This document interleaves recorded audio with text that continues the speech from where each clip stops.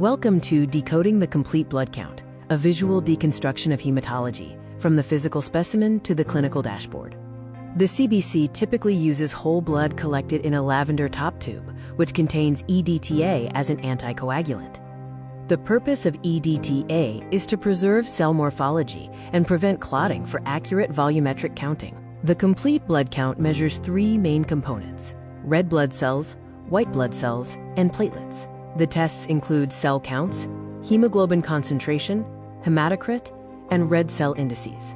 The spun hematocrit is the percentage of blood volume strictly represented by packed red cells. Normal bounds typically range from 35% to 45%. Key volumetric counts include the white blood cell count, platelet count, and red blood cell count, all measured in thousands or millions per microliter. Mean cell volume, or MCV, is the physical volume of an individual red blood cell measured in femtoliters. This index determines if cells are microcytic, normocytic, or macrocytic. MCH, or mean cell hemoglobin, is the absolute weight of hemoglobin in each cell. MCHC, or mean cell hemoglobin concentration, measures the concentration within the packed red cells, classified as hypochromic or hyperchromic. This red cell indices matrix summarizes the key measures, units, normal ranges, and pathology terms for MCV, MCH, and MCHC. Hemoglobin concentration is measured using either the legacy cyan methemoglobin method or modern sodium lauryl sulfate method, with the latter being a safer, non-toxic alternative. Automated counting relies on the impedance principle. Cells passing through an aperture interrupt an electrical current, generating a voltage pulse. The number of pulses determines the cell count, and the height of the pulse determines the individual cell volume.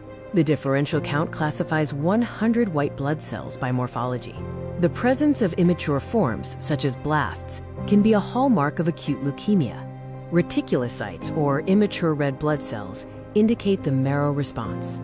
High levels suggest marrow compensation, while low levels indicate impaired erythrocyte production.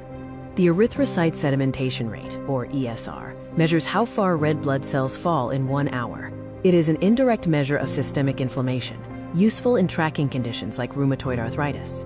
Reading the complete picture involves evaluating indices, production via reticulocytes, and systemic context via ESR. A single CBC provides a physical, chemical, and systemic snapshot of human homeostasis.